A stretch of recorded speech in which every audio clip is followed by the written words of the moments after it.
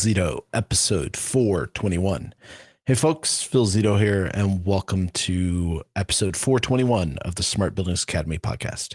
In this episode, we are going to be focusing in on the topic of BAS implementation. So we've been following along through this series focused on building owner-operators, facility teams, and project deployment in buildings.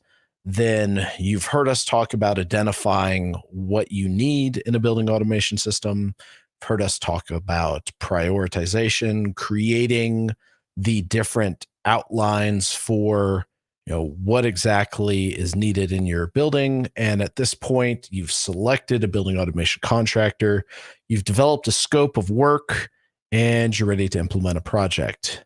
So what we're going to cover in this episode is how to create a implementation timeline. We're going to talk about building out your project team. We're going to talk about communication and coordination. And then we're going to talk about your backup plan. So basically, what do you do when stuff fails? And then we're going to kind of summarize it all. Throughout the episode, feel free to ask any questions you have. Definitely more than happy to answer those for you. It makes my life much more enjoyable when you all interact. And you can do that by just simply going to the chat and asking any question. It'll show up on my screen. So let's dive in. Oh, and as always, everything will be available at podcast.smartbuildingsacademy.com/421. Once again, that is podcast.smartbuildingsacademy.com/421. If you haven't gone there and checked out all of our guides, webinars, podcasts, and other free resources, I highly encourage you to do that. Let's dive into this. Before I get too far down the rabbit hole here, I am going to just do a quick sound check. Make sure everything sounds great. I'm sure it does. Let's see. Beautiful. Sounds good. Alrighty. So creating a plan for implementation of building automation systems, both on the contractor side as well as on the owner side, is one of the arts, and I call it an art, although there is procedural aspects to it, but one of the arts of making sure that you don't have project slippage, timeline slippage, cost slippage. You actually get what you're looking for, and you make sure that everything works. Thanks, Andrew. I just saw your chat come in. Let's talk about why this is important, though, from an owner perspective, because so often we talk about it from a contractor perspective, but not from an owner perspective. So like I mentioned, when you're creating an implementation plan, like, have you ever been on a project that's run longer than it's supposed to?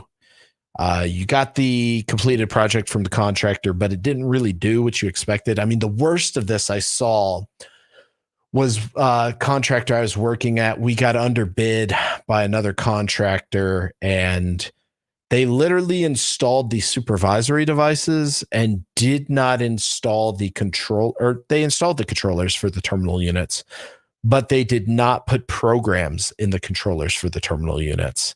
I don't know how that got past final test. I don't know how that project got through. I just have no clue. It's probably because it was an investment property. The owner was disconnected. The mechanical just kind of whipped the check out and just pencil whipped it and said, "Hey, it's good." And when asked, the contractor said, "Well, I was planning on doing the programming during the tenant finish outs. Per the scope of this project, I was only responsible for doing the supervisory setup and installing the controllers. It didn't say to program the controllers." And I was like, oh my God, like, really? Seriously? But yeah, that happens. So really avoiding those issues. So during this, like I said, timeline, we're going to talk about building out your team. Building out the team is really important because on most projects that I've been a part of, there's typically pretty good construction teams. But usually the operational team is pretty disconnected, if not completely disconnected. Communication and coordination. This is huge. Projects are notorious for isolating the owner from the communication cycle. And basically, you communicate to your mechanical, who communicates to your general, who then may communicate to the owner's rep, who may then communicate to the owner. That's all well and good in very formalized construction projects, but if you have a project that is really owner executed or contractor direct to owner, I'm going to take a sip of water real quick. 1 second. Like I said, if you've got something that is completely directed by the owner or by a single contractor, communication is key. In my opinion, communication can always be improved on pretty much all projects. And then we're going to talk about, planning for the unexpected. How do we do disaster recovery and rollback, especially in existing buildings? So let's dive into nailing down the perfect timeline. So having a realistic timeline it's your best friend on a project, right? It's what you should do. And it really helps by keeping expectations in check, preventing burnout, and allowing for flexibility. This is very, very true on construction projects. Like I've done Amazon warehouses, I've done data centers for Microsoft, and doing these projects had very aggressive timelines, but they also had very procedural processes, very well-defined systems, and they had really good communication processes as well. But most projects don't have a realistic timeline. They do, especially if they are retrofit projects. They don't have a timeline that factors in, okay, is there electrical? Is the mechanical working? When's checkout going to be done? When's moving going to be done? All of these things. So right now you're hearing me talk about milestones and deadlines. When I look at a project as an owner, you're like, why would I have to do this? A lot of owner retrofit work is going to have to happen to meet a lot of the requirements that are being implemented in municipalities in certain states, at the federal level, and in certain countries.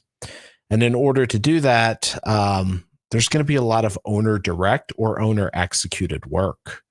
And in order to really manage that, you have to put on your project manager hat. And for some of you who are used to managing operations, you may not have experience managing projects. So here's how I tend to do this. I look at the finish date of my project. I say, okay, when do I want my finish date to be? For simplicity's sake, we're going to make a super simple thing right here. I'm going to say I want my finish date to be in a year. Well, then what I do is I say, okay, if I want my finish date 12 months from now, what needs to happen? Let's do something simple. Let's just call it a VAV box replacement. Now, I know in the real world, a VAV box replacement is not going to take a year. I mean, if it takes a year, that's crazy. But just go with me on this. So we're going to say, all right, our VAV box replacement has to take place. This is an existing space. So what do we need to do? Well, we need to order a VAV box. We need to have the design. We need to go and make sure the space isn't occupied. So we need to coordinate with the occupants. We need to factor in electrical. What if the box has to be moved and we have to do some sort of renovation? We start just building a list. And this is brainstorming. You just build a list. Ideally, if you're doing these kind of projects consistently, you should have a process and a workflow that you just reuse again and again and again. But let's just assume in this situation you don't have that. Each one of these tasks, you're going to rank order. So for example, you probably shouldn't go renovating a space without first letting the occupant know. You probably shouldn't go and do VAV box checkout before you've ordered the new VAV box. That would probably be not working. It wouldn't work. So you start to rank order these things and you start to build out what are called dependencies. And so you're going to say, okay, the VAV box installation is dependent on notifying the occupant and ordering the VAV box. So you build a dependency tree. Once you've built out these dependency trees, you go and you build out lead times. You'll say, well, it takes 21 days to get the VAV box. It takes 7 days to get approval from, finance to issue a PO for the VAV box. So 28 days just to get the box on site. And so you start to build this in and you start to essentially time slice your 12 months and you start to plug in these pieces. Once you have that all in, you look at it and you say, does this look realistic? You say, no one's here during the summer. So maybe that is when we do our retrofit. And so even though you can order the box in January and get it at the end of January, maybe you're in a school and that school is busy during January and February and March and April and May and June. Maybe not June, but it's busy those months. So you say to yourself, okay, even though I can order the VAV box in January, doesn't mean I should order the VAV box in January because it's just going to be sitting there doing nothing. So you say to yourself, okay, I'm going to order it in May or April and it'll show up in May, and May comes, I'll coordinate with the occupant kind of in April. May comes, I'll pre-stage. So right when students are out in mid-May, which, where I live, they're out in mid-May, then we can start the retrofit installation. So you got to look at this. And then what you do, and this is really important, it'll come back up when we talk about our kind of failure modes, our disaster recovery, our business continuity plans. You start to look at your off ramps like, okay, we go and we get this scheduled. We order the VAV box. And then the superintendent comes in and says, guess what, folks? We're going to be doing summer school in this room because all the students are behind and they all failed their course. And so now they all need to be in this room all summer. And you're like, crap. So now you have that off ramp. You're like, okay, all right, that's been delayed. We can do it at this time. And so you have off ramps that you build in. This obviously becomes significantly more complex when you start working with things like central utility plants, et cetera. The way you do this is through an effective communication plan where you essentially have your project map. You have like a Gantt chart or whatever you're doing for project management. And as tasks get complete and dependencies come up, you're doing regular check-ins with your team. You're adjusting the timeline as necessary, and you're adapting. Now, here's the huge part right here that I see a lot of people miss, and this is building in the time for testing. We've all done those school projects in the summer. August comes around. Everyone's like running around like a chicken with their head cut off, trying to figure out how in the heck do we make this work? The central utility plant hasn't been tested. It's not balanced yet. Things aren't working. How do we go and make sure that this is ready to go? And you look into the project Gantt chart, you look into the timeline, and half the time there's not even testing or training or optimization blocked out. It's literally installation, mechanical startup, installation, electrical startup, mechanical startup, BAS stuff, test and balance, more BAS stuff, close out. So you have to go and factor in this time for testing, training, and fine tuning. And that has to shift accordingly based on any feedback you get from your team. Speaking of team, let's talk about that. This is something that I told you on Monday. When you're looking at evaluating a building automation system, if someone were to ask me, Phil, what building automation system provider should we use? I would tell them, how do I say this? They're all pretty much the same. They have nuances, but it's really about the local team. How long has the salesperson been doing things? How long has the install team been doing things? How long has the service team? Do they have the staff to actually deploy to your project? Well, the same remains true from an operational perspective, especially if you are overseeing retrofit projects or things of that nature in your facilities. You need to build a team. And what I see happen, unfortunately, in a lot of facilities is one of two things. They scab their service team. So they just scavenge. I shouldn't say scab. That's the wrong word. They scavenge their service and team. And then all of a sudden they're behind on PMs. They're behind on maintenance. They're behind on reactive maintenance, et cetera. Or they plug in a bunch of people who really maybe don't know what they're doing and haven't done project work. So you need to understand, like, who has done what you're trying to do? Do you need to hire? Are you going to do enough of these projects to justify hiring someone? Do you get temp work? Do you build out a PSA, planned service agreement, and utilize that labor? What do you do? And so you build this mix of skills.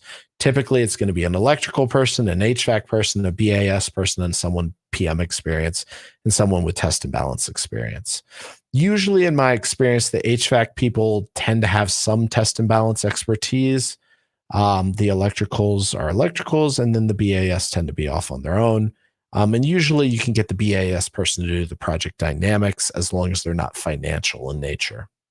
So you build out these roles and you build out these skill matrices. You say, okay, these people are going to be assigned these tasks during these time periods. That way you can factor in staffing of like, okay, we have PMs on all of these motors in the month of June, yet my HVAC person's going to be installing a VAV box for, let's just say 5 days, even though we know it's not going to take 5 days to install a VAV box. But just go with me, because if I said 3 hours, then you'd be like, okay, whatever, 3 hours. But it's going to take them 5 days. So 5 days of no maintenance tasks that they're doing. So you need to factor that in. And how do you offset that? Do you delay maintenance? Do you go and have people do things? Do you have people skip things? What happens? And this is where you really define their role clarity. What are they doing? How are they doing it? When are they doing it?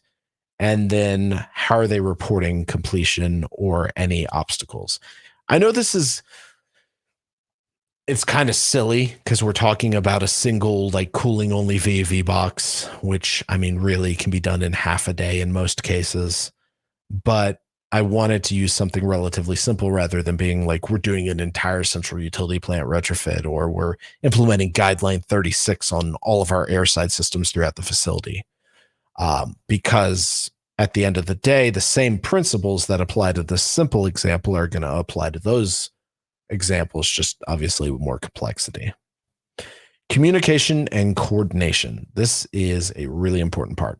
And this is where I find folks not utilizing the tools that are available to them. There's Trello, there's Asana, there's Microsoft Project. There's, you could go down the whole Microsoft stack, right? Really, you could do Teams, Microsoft Project, Microsoft Visio, Microsoft Word, Microsoft SharePoint, and basically manage a project from start to finish with a simple Office 365 subscription. And you'd build out, a communication plan. You'd build out a schedule in Microsoft Project. You'd link that schedule to meetings and tasks that maybe sit in, some sort of Microsoft workflow. And or you could do it kind of hybrid across a bunch of different solutions. A combination of maybe Trello with Asana, with Slack, with, Google for Business. Doesn't really matter what tool set you use, as long as you're covering the big things. Having a project management plan, having some form of communication plan, having a way to log and store information and deliverables and any artifacts you create. So when I say artifacts, it's basically a smarter way of saying deliverables. It's basically the same thing, right? Artifacts are the actual, like, I create a programming artifact or something. So key point, though, is you have a plan and you have tools to support that. When I look at communication and I look at how I manage that in my previous project environments, I would set up with my team every month. I would look at the projects we have. I would adjust our Microsoft project. I would adjust our Gantt charts. I would communicate that to the team so they knew where they were going to be. At the time, we didn't have Slack or Teams. This was like a decade ago. But we would have basically just team meetups, and we would discuss kind of what is going on, where do we need to be, what staffing do we need to be, etc. And what I would really encourage, and I highly recommend you as well, is going and encouraging people to let you know early and often if something's going to drift. So, for example, if you realize that the VAV box was ordered wrong, rather than trying to like get a Dremel and fix it, like communicate it to people. Maybe you just return it and get a new one. But the important thing is that you communicate and you share that information among one another. One great way to do this is to have meeting minutes. One of the softwares I use right now with our team, I think it's called like Read API or Read AI, whatever. And as I do Zoom meetings, it actually records everything we say, and then it creates it into meeting minutes and creates summaries and does all sorts of cool stuff, which is great for someone like myself with ADHD who can't remember what they said 15 minutes later. So it creates this database of action items and tasks. And that's something that's really important is you have these meetings, you have a common format. Like if you go through our project management course, I believe we share a communication plan in there. And it's essentially here's how we're going to communicate. Here's how we're going to store meeting minutes. Here's who's going to be our scribe, all of this information. And then here's how we distribute that information through the team. Once you have that, right, document, you want to go and record all of your changes, create new O&M manuals, update your documents. That's why I like the Microsoft Stack, right? Because you can do that. SharePoint, OneDrive, Visio 365, Excel 365. You keep all that right together. Get all that information, close out the project, and you're good to go. Until you're not good to go, right? Until you have something go wrong. Like for example, you design a VAV box. It's actually got electric heat, but there is no 277 in the space. And you got to figure out, how do we get power? One of the key things to go and avoid these situations from ever even happening, and this goes for owners as well as contractors, is if you're going to go and do a project, like run through a logical what if. So if I'm going to be installing an air handler, what needs to be true for this installation? Well, one, we've got to have an air handler. That air handler, what's the purpose? What is it doing? Well, it's cooling the space via VAV boxes. Okay, so it's going to be doing VAV boxes. Is it varying airflow? Oh, it is? Okay, so we need a VFD drive. What does the VFD drive need? Well, it needs a differential pressure sensor. How are we going to change the temperature? Oh, we're doing that with chilled water. Oh, well, I guess we need cooling valve and piping and all that stuff. So start to ask yourself, like, what does this need? What needs to be true for this to work? And when you do that, you then will find yourself identifying potential points of failure. Like, we have no piping anywhere nearby for the chilled water for this air handler. So how are we going to get the chilled water to the air handler?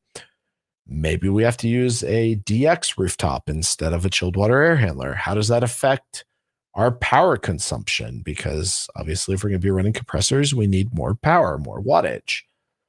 How's that going to impact things? And you just want to identify that up front. Now, let's say you went and you identified everything up front. Everything's gorgeous. It's beautiful. It's wonderful. Everyone's happy. The birds are chirping. People are singing. But then that, superintendent comes and is like, hey, guess what? We're using this space for summer school and you can't do anything. And you're literally in the middle of hanging a new VAV box in the ceiling. What do? These are your contingency plans. Do you just keep going and you accelerate? Do you have a contingency plan to work double time or triple time, or to work weekends if your timeline's compressed?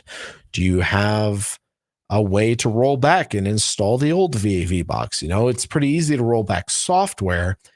It's not so easy to roll back physical installations. So what are your backup plans? How do you go and account for things changing? And this can be not just building automation, like someone coming in and being, hey, you need to stop working on that VAV box. This could be, in theory, someone going and saying, hey, you now have to reduce your energy use intensity by 20%, or you're going to get a penalty in the next 6 months. Or maybe the utility costs, for whatever reason, go through the roof. And now you're like, oh my gosh, our consumption rate went through the roof, or people are going to be raising the sensitivity to demand charges. And it's hot this summer, unlike last summer. So we need to be really careful to make sure we don't bump up into a new demand structure. That may require you to make a change mid-project. Now you're like, oh man, we're going to use this 100% outdoor air unit, and we're just going to cool the air to dehumidify it. But now we've got to do something different. Maybe we got to introduce a decusant wheel or some sort of chemical dehumidification to avoid energy consumption. These are things that you need to think through, and you do that by brainstorming and kind of being flexible when things pop up. So in a nutshell, implementing a project is not too terribly difficult. Obviously, there are the technical aspects of it, which we've talked about in so many of our past podcasts. Like if you need to know how to program or how to design or how to install or how to train or how to close out, just go to podcast.smartbuildingsacademy.com, go to the search bar and type in whatever topic you want. And most likely we have a podcast on it. We also have a bunch of paid courses on it as well, if you want to get a formal course on one of those topics. That being said, to do a rollout, it all comes down to processes. Those processes begin with creating an accurate timeline with proper dependencies. So you want to make sure that you really get those milestones and dependencies defined so that people aren't surprised. And you need to factor in wiggle room. You need to factor in off ramps. You need to factor in time for testing and checkout.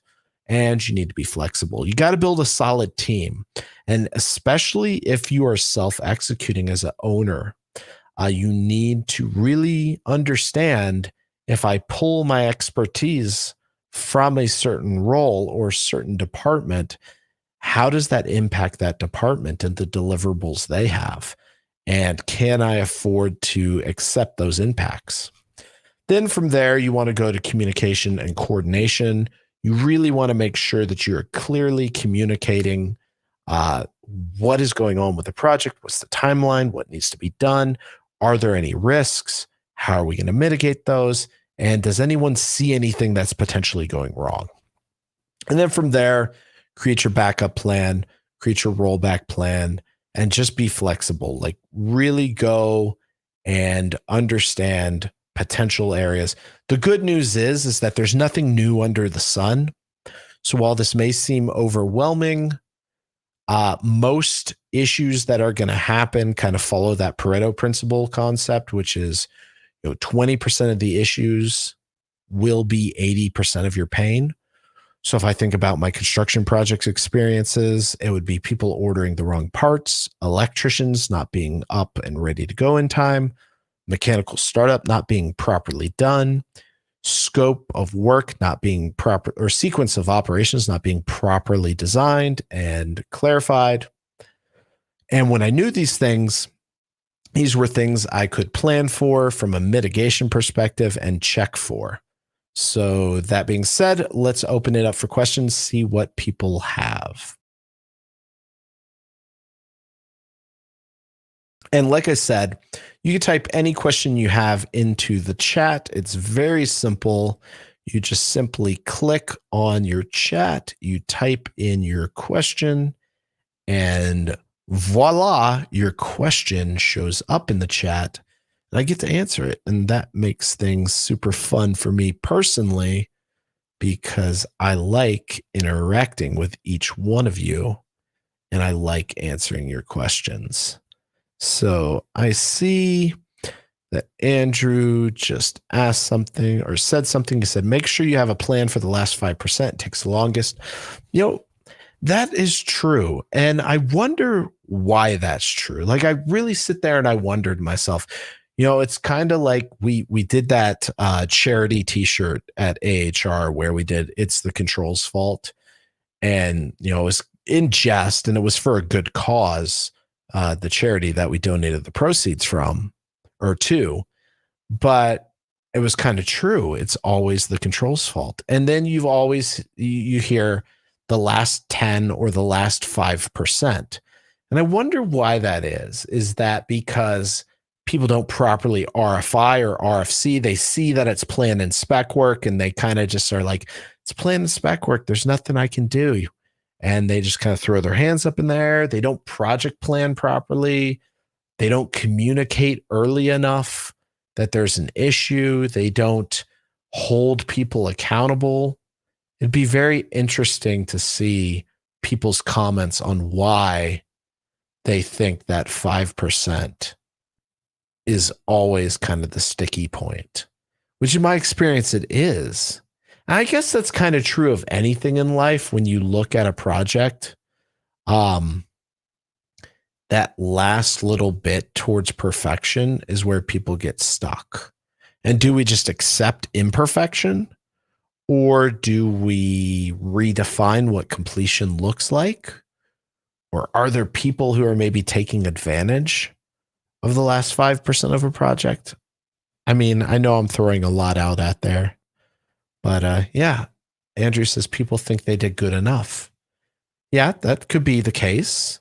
It could also be, and I've seen this, where owners expect free service basically during the service, and there's not clear boundaries established of what actually is service and what is actually part of the scope of a project. We've all seen it where you get callbacks because someone doesn't understand how to navigate a system, or they change something and they don't know why it's not working.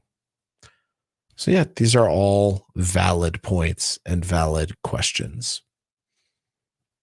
See if anyone else has anything to add.